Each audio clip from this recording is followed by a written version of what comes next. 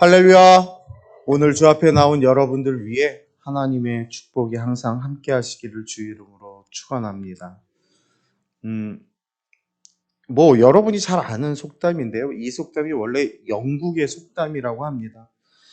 하루 동안 행복하기 위해서는 뭐 하면 된다고 하죠? 모르세요? 하루 동안 행복하려면 남자들 같은 경우는 이발하면 된대요. 예. 여자분들은 어떠세요? 미정 갔다 오시면 좀 뭔가 스트레스가 풀리고 좀 기분 전환이 되시나요? 그렇군요. 얼마나 되세요, 그러면? 하루? 머리 모양이 실증 날 때까지는 일단 기분이 좋으신가요?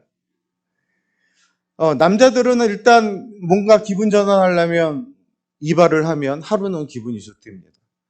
그리고 한 주 동안 행복하려면 뭐 하면 될까요? 한 주 동안 행복하면 여행을 가면 됩니다. 그 다음에 한 달 동안 행복하면 어떻게 하면 될까요? 새 집을 사면 된다고 합니다.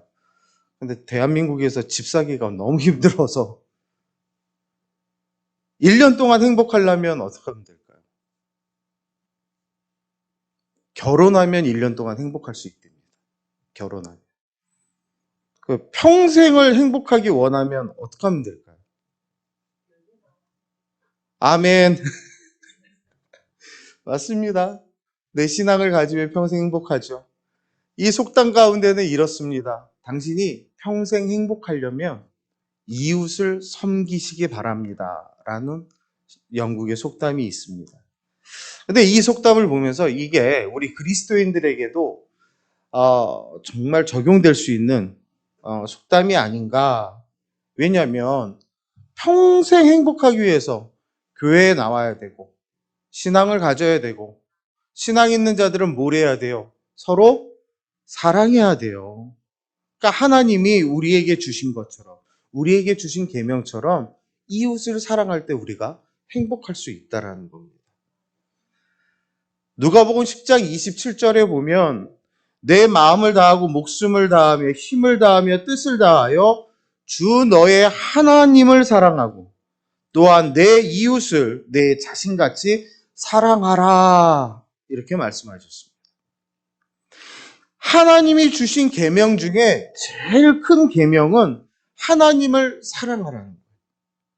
그리고 그 다음에 계명이 뭐냐면 이웃을 사랑하라 이 계명. 예수님의 산상수훈도 가만히 살펴보면 그런 맥락 가운데서 우리에게 말씀을 하고 있습니다. 지난주에 살펴봤던 산상수훈, 즉 우리가 보통 팔복이라고 얘기하는데요. 이 팔복도 어디에서부터 출발이 되느냐? 하나님을 사랑하는 데서부터 출발이 되는 거예요. 여러분 한번 생각을 해보세요. 내가 하나님을 사랑하지 않는데 내 심령이 가난해질 수 있을까요?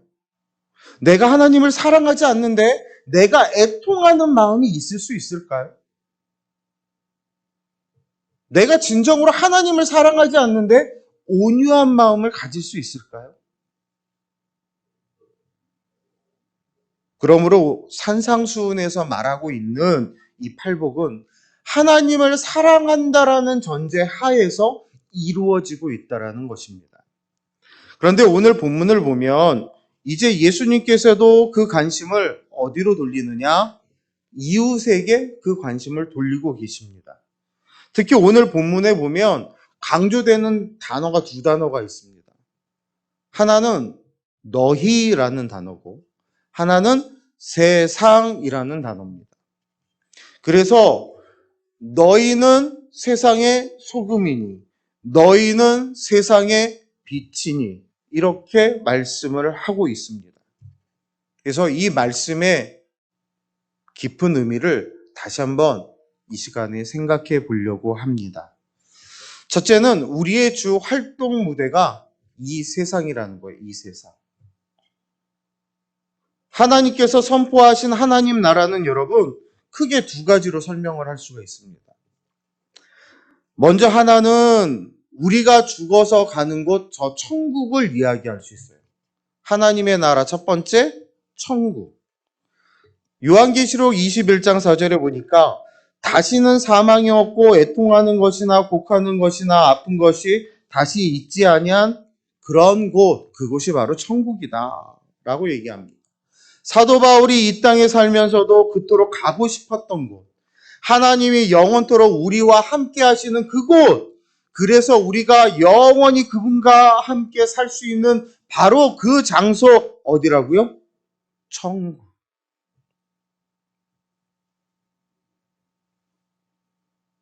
그러나 또 하나의 하나님의 나라가 있는데 그 나라가 어떤 나라예요? 이 땅에 임하는 하나님의 나라. 예수님께서 선포하실 때 하나님의 나라가 임하였다라고 말씀을 자주 하십니다. 그런데 어떤 사람들은 이 땅에 임하는 하나님의 나라를 아주 도덕적이고 윤리적이고 정의로운 그런 사회가 이루어져야 하나님의 나라가 임했다라고 생각하는 사람들이 종종 있습니다. 물론 그거를 배제할 수는 없어요. 도덕적이고 윤리적이고 정의로운 이런 사회 배제할 수는 없습니다. 그러나 예수님께서 말씀하시는 이 땅에 임한 하나님의 나라, 거기에는 더 깊은 개념이 하나 숨겨져 있습니다. 먼저 그 개념을 말씀드리기 전에 여러분한테 저도 한번 물을게요. 이 땅에 하나님의 나라가 임했습니까? 예수님은 이 땅에 하나님의 나라가 임하셨다라고 말씀을 하셨는데, 임하였다 말씀하셨는데, 여러분 생각은 어떠세요? 하나님의 나라가 이 땅에 임하셨나요? 목사님은 물어보세요. 나는 잘 몰라요. 그냥 눈만 말뚱말뚱 뜨고 보고 있을 거예요. 제가 오늘 이제 걸음마 떼고 박수 친 권사님들한테 여쭤볼게요.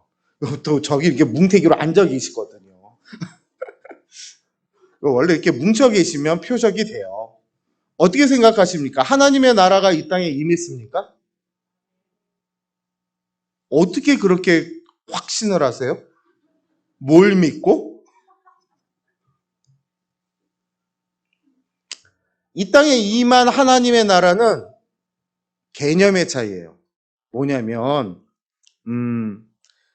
이 땅에 임한 하나님의 나라는 장소가 아니라는 거예요.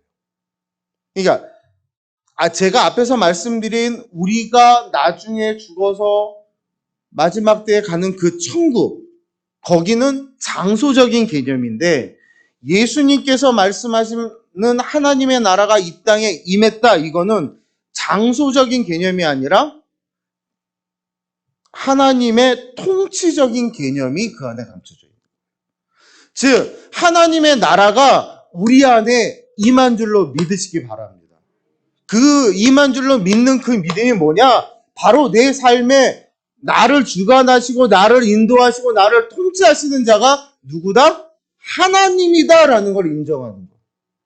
그래야 내 안에 천국이 임하는 거예요.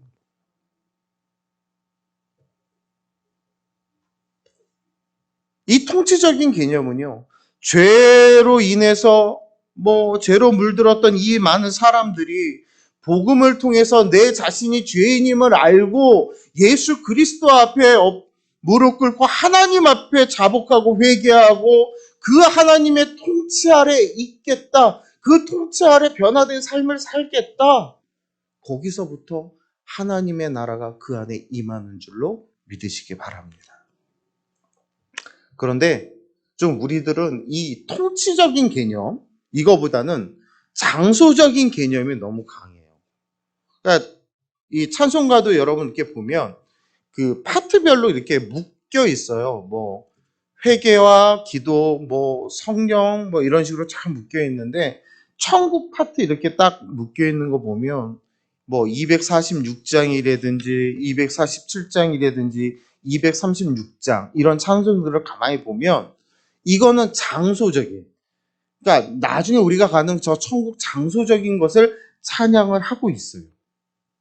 그래서 그런지 우리 성도들이 이렇게 와 닿는 거, 생각하는 거는 저 멀리 나중에 내가 갈 그 천국, 내가 가서 만날 그 주님, 그 천국에서 만날 주님, 여기에 모든 포커스가 맞춰져 있는 거예요. 근데 그 말이 틀린 건 아니에요. 그렇게 하는 게 잘못된 것도 아니에요. 반드시 그러셔야 돼요.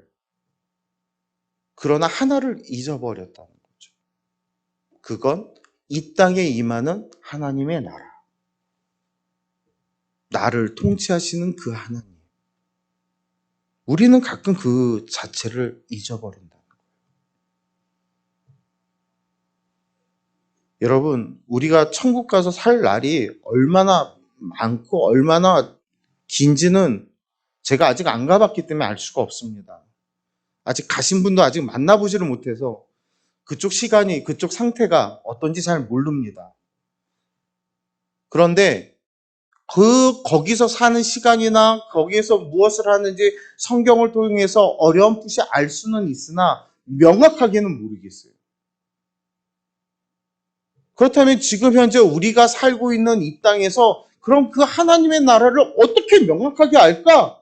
고민할 때 내가 하나님의 나라를 명확하게 알 수 있는 것. 그것은 하나님께서 나를 통치하시고 나를 인도해 주시고 나를 이 세상 속에서 나에게 주신 사명을 감당케 하시는 것. 너희는 세상의 소금이니 너희는 세상의 빛이니 그 일을 감당할 때에 우리 안에 하나님의 나라가 임할 줄로 믿습니다. 여러분, 소금은 어떤 곳에 필요한가요? 소금은 부패하는 곳에 필요합니다. 여러분, 빛은 어디에 필요하죠? 어두운 곳에 필요합니다. 그렇다면 이 소금과 빛이 필요한 이 세상은 도대체 어떤 곳이길래 오늘 예수님께서는 너희는 세상의 소금이요 빛이라고 말씀을 하고 계신 걸까요? 예수님께서 그렇게 말씀하신 걸로 미루어 짐작컨대 세상은 부패했다라는 얘기고 세상은 어둡다라는 얘기입니다. 예전에 역사적으로 그 역사적 낙관론자들이 이런 얘기를 했답니다. 인간에게 교육을 시키면 인간은 변할 것이다. 제도를 바꾸고 환경을 바꾸면 세상은 밝아질 것이다 라는 역사적 낙관론자들이 한 얘기입니다. 그래서 정말 사람을 교육시키고 제도를 변경시켰어요. 그런데 세상이 좋아졌나요? 이 이야기를 한 사람들이 그렇게 노력했지만 사람을 가르치고 제도를 바꿨지만 이 땅에는 전쟁이 끝나지를 않았어요. 계속적인 전쟁이 있습니다. 왜 그런 결과가 찾아오는 걸까요? 그것은 근본적으로 우리의 인간성이, 우리의 죄성이 아직도 우리들 가운데 남아있기 때문에 그렇다는 겁니다. 그래서 예수님께서는 너희는 세상의 소금이다, 세상의 빛이다 말씀을 하셨습니다. 즉 이 어둡고 부패한 세상의 부패를 방지하고 어둠을 쫓아내고 이 어둠을 바꿀 수 있는 것 바로 너희라는 것. 여러분, 오늘날 같이요 냉장 시설이 잘 되어 있지 못했던 시절에는요 음식이 잘 부패하잖아요. 그래서 부패를 막기 위해서 뭘 썼죠? 여러 가지 방법이 있는데 소금을 쳐서 염장을 해서 이 부패하는 걸 좀 막았었는데, 그래서 이 소금이 정말 소금으로서의 역할을 다하기 위해서는 어떻게 해야 돼요? 그 음식물 가운데 있어야 돼요. 그걸 부패를 막으려면. 그리고 거기서 자기 소금의 역할을 감당하는 거예요. 이 소금이 만약에 선반 위나 창고에 그냥 놓여져 있다면 이 소금은 쓸모가 있나요? 어디에다가도 쓸모가 없어요. 그냥 장식용으로 있는 거예요. 여러분, 빛도 마찬가지예요. 빛의 역할은 뭡니까? 어두움을 밝히는 거잖아요. 근데 그 어두움 가운데 빛이 있어야지 환한데 빛이 있어봐야 이미 환한데 그 빛에 무슨 효과가 있을까요? 별로 큰 효과는 없을 거예요.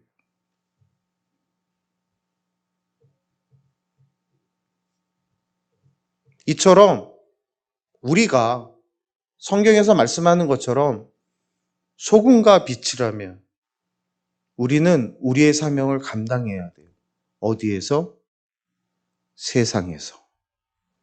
소금이 소금의 역할을 하려면요, 음식 안에 있어야 된다 말씀드렸잖아요. 빛이 빛의 역할을 하려면 어디 있어야 돼요? 어둠 속에 있어야 돼요. 근데 우리가 굳이 그 냄새나는 거, 부패하는 것을 찾아가거나 그 어두운 것을 찾아가지 않아도 이 땅이 부패하고 어둡다고 주님은 말씀하시잖아요. 그래서 너희는 세상의 소금이다, 세상의 빛이다 말씀을 하고 계신 것입니다.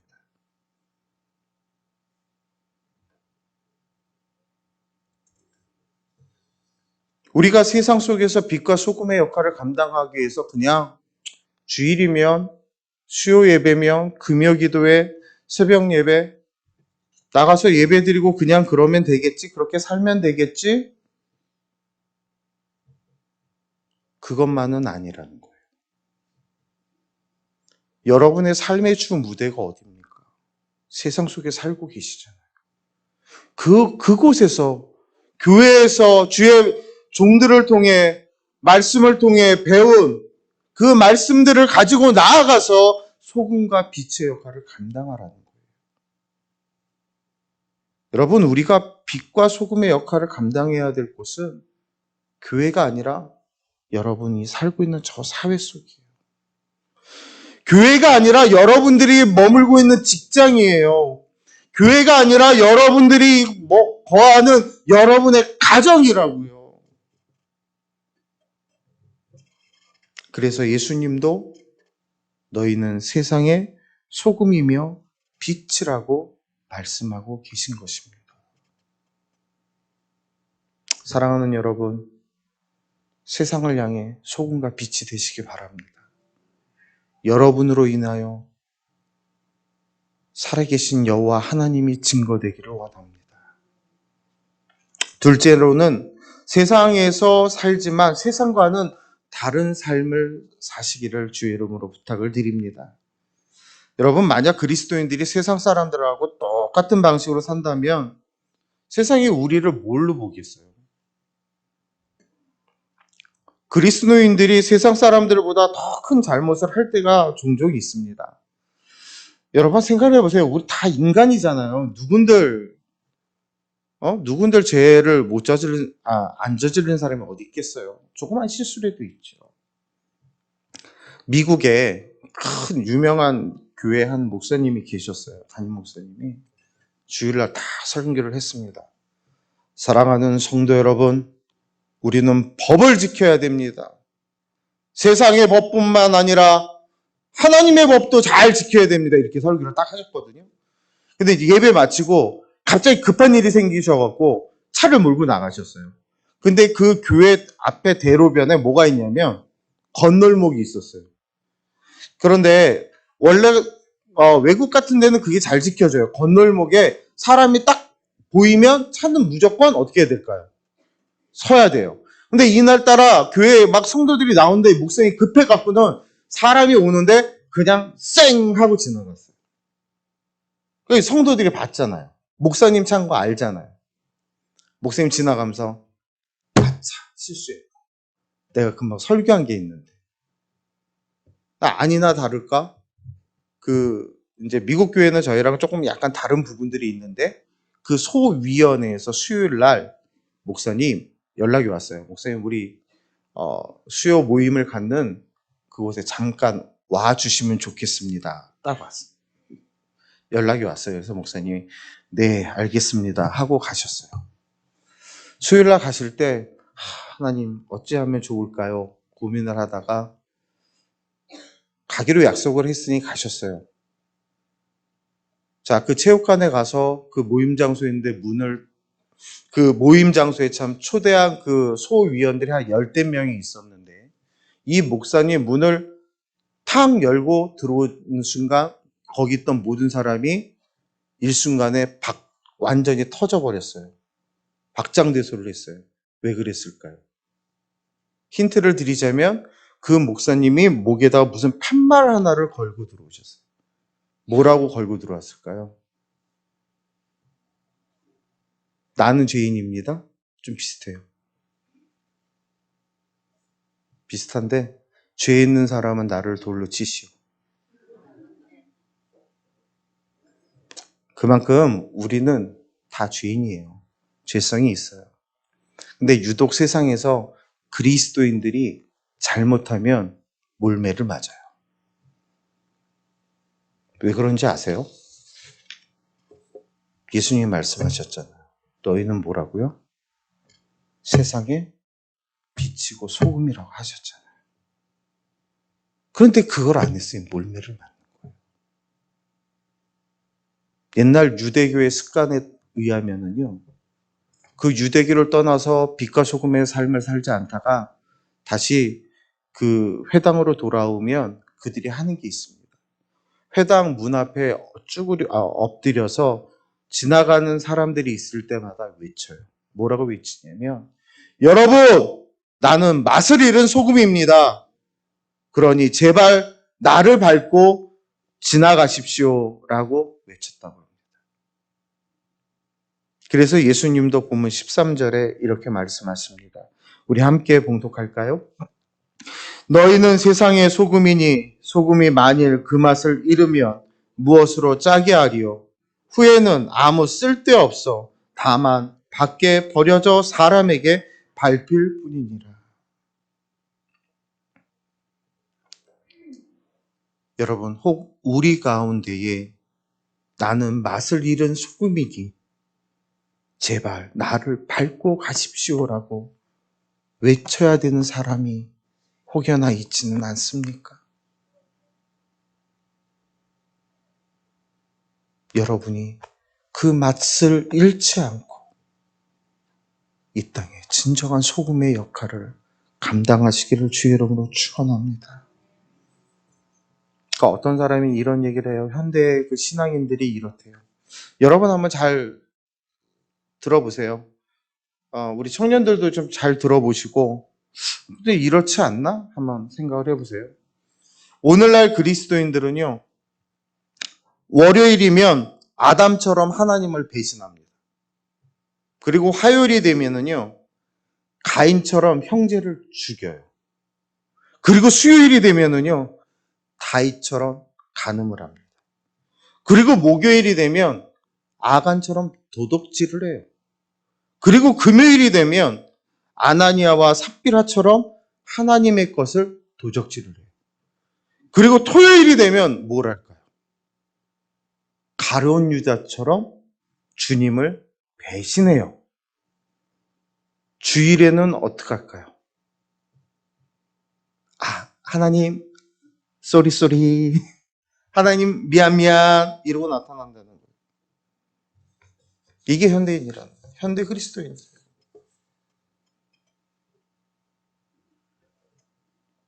오늘 저와 여러분 그러지 않기 바랍니다. 우리가 무엇으로 세상과 구분질 수 있겠습니까?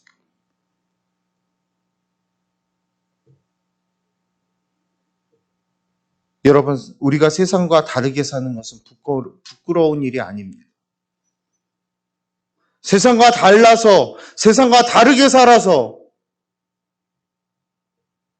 우리는 그게 더 자랑스럽고 그것이 더 영광스러운 삶이라는 걸 우리는 반드시 기억하고 그렇게 살아야 됩니다. 오히려 말씀대로 사는 것이 부담스럽고 그것이 내 인생에 무엇인가 발목을 잡는 것 같다면 내가 소금인가? 내가 빛인가? 다시 한번 내 자신을 향해 질문을 던져보십시오. 어찌 보면 나의 그 짠맛을 유지해야 되는 그 맛이 점점 사라졌을지도. 세상을 밝게 비춰야 되는 그 빛이 점점 작아지고 있지 않나. 내 자신을 돌이켜보고 점검할 수 있는 믿음의 사람들이 되시기를 주의 이름으로 부탁을 드립니다. 셋째는 이 세상에서 희생하는 삶을 살아야 된다라고 말씀하고 있습니다.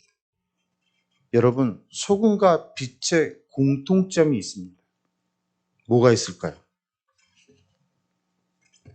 소금은 맛을 내기 위해서 어떻게 해야 되죠? 또 부패를 막기 위해서 어떻게 해야 돼요? 가만히 있으면 돼요, 안 돼요? 아이, 가정에서 요리 안 하세요? 요새 너무 좋아갖고 다 사다 드시나요? 인터넷? 1588 하시면 되나요? 주문하면 되나요? 근데 우리 하시잖아요, 요리들. 김장할 때 여러분 거기다가 소금 치잖아요. 그러면 나중에 그 김치 먹을 때 소금이 그대로 눈에 보이나요? 없죠. 어디 갔어요? 녹았잖아요. 녹아서 그 김치 안에 배었잖아요. 소금이 그렇게 희생해서 맛을 냈잖아요. 빛은 어떻게 해요? 그냥 빛이 그냥 혼자 막 빛이 나지는 않잖아요. 물론 저를 보면 그럴 수 있어요. 그냥 저 자체만 봐도 빛이 나니까. 웃자고 한 얘기입니다. 제가 이런 얘기하면 저희 집 아이들은 어디 가서 제발 그러지 마. 빛은 어때요? 혼자 이 빛 하나만이 어떤 발광을 할 수는 없잖아요. 뭔가 그 빛을 내게끔 하는 뭐가 필요해요? 연료가 필요하죠. 그러면서 그 빛을 내기 위해서 결국에 그 불이 그 연료들을 태우면서 소진하면서 빛이 나오는 거잖아요. 자신을 태워야 돼요. 오늘날 그리스도인들의 가장 문제가 되는 건 뭐냐? 희생하지 않는 거예요. 눈꽃만 치도 손해보는 일 안 하려고 하는 거예요. 어느 날 기자가 길거리에 나가서 물어봤대요. 우리나라에서 법을 지키고 살면 손해를 본다고 생각하십니까? 라고 물었어요. 여러분 어떻게 생각하십니까? 우리나라에서 법을 지키며 살면 손해 본다라고 생각하십니까? 슬기 아니야? 법대로 살면 돼? 진짜? 너 집에 가서 엄마한테 물어봐. 법대로 살면 되냐고. 옆에 계시니까 물어봐. 법대로 살면 될 것 같은데 안 된다라는 거예요. 세상에 많은 사람들은요, 우리 슬기 자매가 말한 것처럼 법대로 살면 됩니다. 이렇게 좋게 이야기를 해야 되는데, 그게 아니라 우리나라 많은 사람들이요, 법대로 살면, 손해봐요. 그렇게 살면 안 되죠. 피해갈 수 있는 길은 다 피해가야죠. 그런데 그것이 우리의 신앙 안으로도 같이 스며들어왔다는 거예요. 말씀을 통해서 어딘가에 좀 삐지고 나갈 구멍이 있으면 글로 좀 빠져나가려고 하는 게 우리라는 거예요. 그 말씀에서 좀 빠져나가려고 하다 보니 어떤 현상이 일어나는지 아세요, 여러분? 그냥 성경을 덮어버리는 거예요. 그리고 내 자신이 후탁교인이 되는 거예요. 여러분, 후탁교인이 뭔지 아세요? 이 성경책을 책꽂이에다 이렇게 꼽아놨다가 일주일 동안 가만히 있으니까 먼지가 쌓이잖아요. 그러니까는 이렇게 빼갖고 이렇게 털어갖고 오니까 이걸 후탁교인이라고 하는 거예요. 여러분 어떤 교인이세요?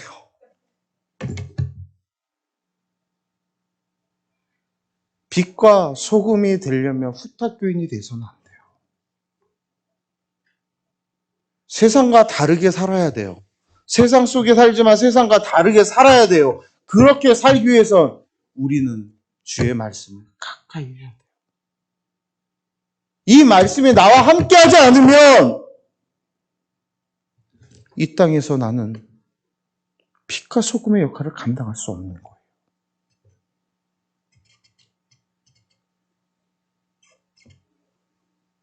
오늘 이 예배 가운데 주의 말씀을 함께 듣는 귀한, 사랑하는 귀한 성도 여러분.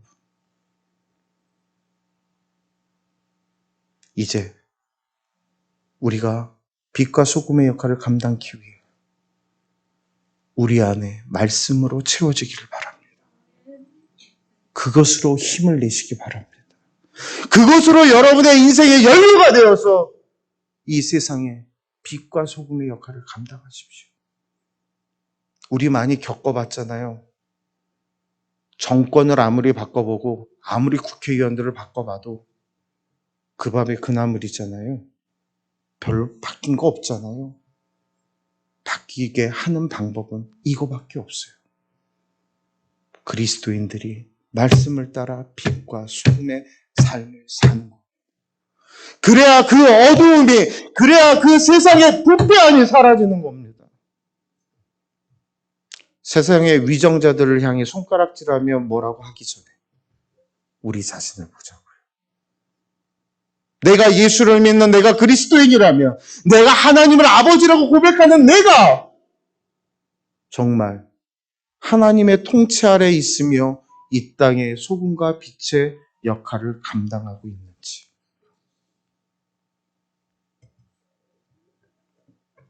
사랑하는 성도 여러분, 오늘 이 말씀이 우리의 심령 가운데 새겨지길 바랍니다. 세상에서 빛으로 소금으로 하나님의 통치 아래 이 땅에 임하신 그 하나님의 나라 안에 살아가시는 귀한 여러분 되시기를 주의 이름으로 축원합니다.